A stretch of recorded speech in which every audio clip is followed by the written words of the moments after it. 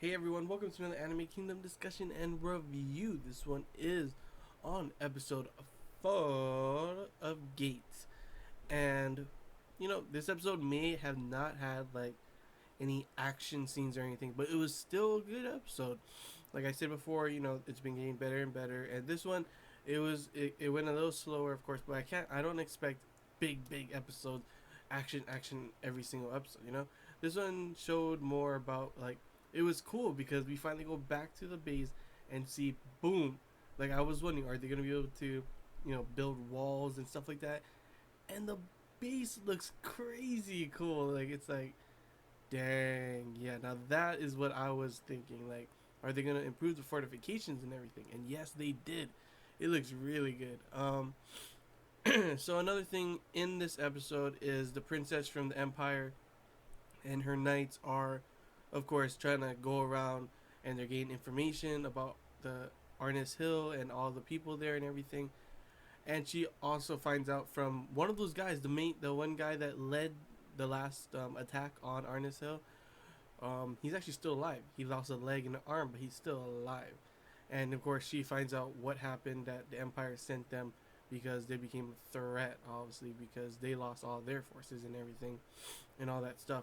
So it looks like towards the end of the episode, they're gonna have some interaction and everything between Itami and the princess and her group and everything. And I can't wait to see how that works out. Are they gonna do peaceful? I'm pretty sure it's gonna be something with peacefully negotiations and everything, but I'm not too sure just how it will happen because obviously the Empire is like he saw what the kind of stuff they would do. The king is like no. So I don't know. We'll have to wait and see for that. Sorry if you keep hearing my sniff. I'm kind of got like a kind of sick and stuff. But overall, forget about that. Forget about me being sick. Let's talk about like a lot of this episode had was showing stuff like just them making new homes for the people. Itami is getting he's getting a better role, better he he's a captain now for one thing, and more stuff is being thrust upon him and everything, including at the end, he's gonna have to explain what happened with all the civilian casualties and all that kind of stuff. And his role is just getting bigger and bigger now. So, of course, one thing is he brought the refugees, and we find out he actually cut off communications and acted like it was a problem, but there wasn't. He just didn't want to leave them out there and that kind of stuff. So it shows, Itami is getting, he's a good guy. He really is a good guy. Then we also see stuff like there's a bath scene. Come on, always gotta have a bath scene. It wasn't really placed on like, oh, here's your fan service, but it was just interesting to see that they have like all these things, like and everyone being able to see like all the refugees and Rory, Lele, and we find out her name is Chuka, that they pretty much, what they can do, all these machinery, all these buildings and everything. And I just love that kind of aspect of, they're in the medieval kind of past kind of thing, and then all of a sudden in this one, they are, seeing how far ahead in technology and everything these people really are. And then of course there is the aspect of being on the other side. There's having a lot of problems. Looks like China, I think that was one of them. Looks like they're planning something with Japan, and they don't like the fact that the gate is there to the new world, and they want to take it, kind of thing. And it's not just them; it's like the whole world. So it's like, holy crap, what's gonna happen there?